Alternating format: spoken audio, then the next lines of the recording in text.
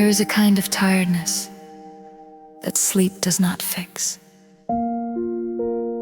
It comes from carrying too much for too long, grieving while working, worrying while worshiping, and helping everyone else while wondering who will help you. You are not lazy. You are not weak. You are drained. But beneath the exhaustion, there is still a part of you that refuses to quit. That is where we meet Ruth. Not at the wedding, where after everything is worked out. We meet her in a barley field, grieving, financially vulnerable, living in a foreign land, and gathering leftover grain so she and Naomi can eat. Ruth was drained, but determined. Ruth's story begins with famine and loss. Her husband died. Naomi lost her husband and both sons.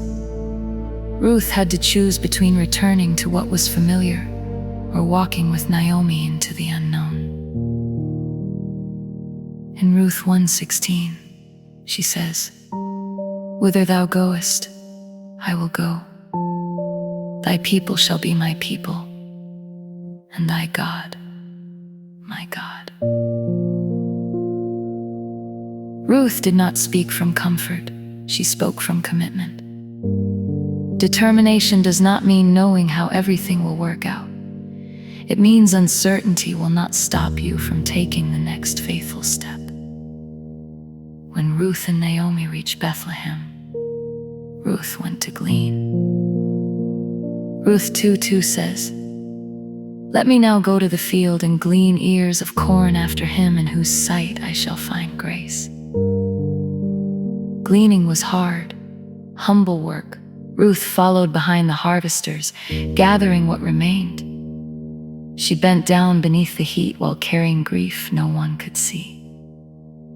You care for others while privately grieving. You serve while feeling empty. You build your dream after spending the day helping someone else build theirs. Life does not always pause because your heart is hurting. Grief and prolonged stress can affect sleep, concentration, memory, energy, and decision-making. Your exhaustion may be your mind and body responding to what you have carried. But Ruth teaches us that pain can be acknowledged without allowing it to make every decision. She did not solve her whole future in one day. She simply entered the field. Sometimes determination looks like one phone call, one application, one appointment, or one honest request for help.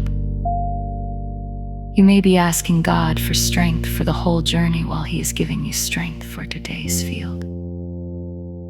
Ruth worked from morning until evening. Boaz noticed her and learned how faithfully she had cared for Naomi. He saw more than a poor foreign widow. He saw loyalty, courage, and character. Boaz told Ruth to stay near the women in his field. He gave her water, food, protection, and extra grain. Ruth entered the field searching for leftovers, but grace placed handfuls within her reach. God's provision did not come as grain. It came as safety, community, guidance, and favor. Being determined does not mean doing everything alone. Some women have survived independently for so long that receiving help feels uncomfortable. But rejecting every helping hand is not always strength. Sometimes strength is receiving what God sends. Ruth carried home an ephah of barley, evidence that the day had not been wasted. Her story became one of provision, protection, belonging, redemption, and legacy. She became the great-grandmother of King David and part of the earthly lineage of Jesus Christ.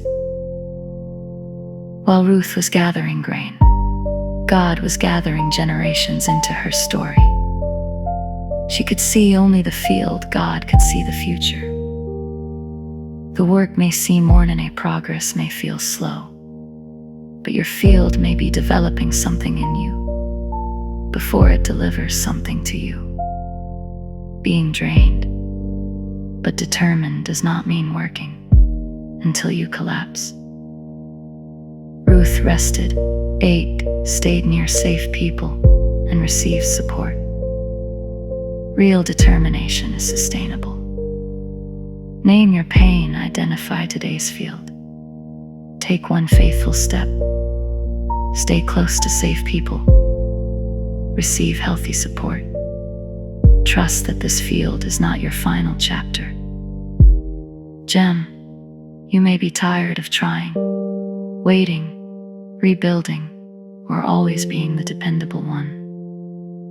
But drained does not mean destroyed. Tired does not mean defeated. Starting with leftovers does not mean your life will always lack abundance. You may only see today's grain, but God can already see tomorrow's generations. The breaking did not bury your value. The pressure did not cancel your purpose. And the field is not the final chapter of your story. This is Sista Gems, where women in scripture remind today's woman that even after the breaking, there is still brilliance waiting to be revealed. If this was your Sista Gems moment, comment "I shine" below. Make sure you subscribe and visit SistaGems.com to stay connected and covered in content.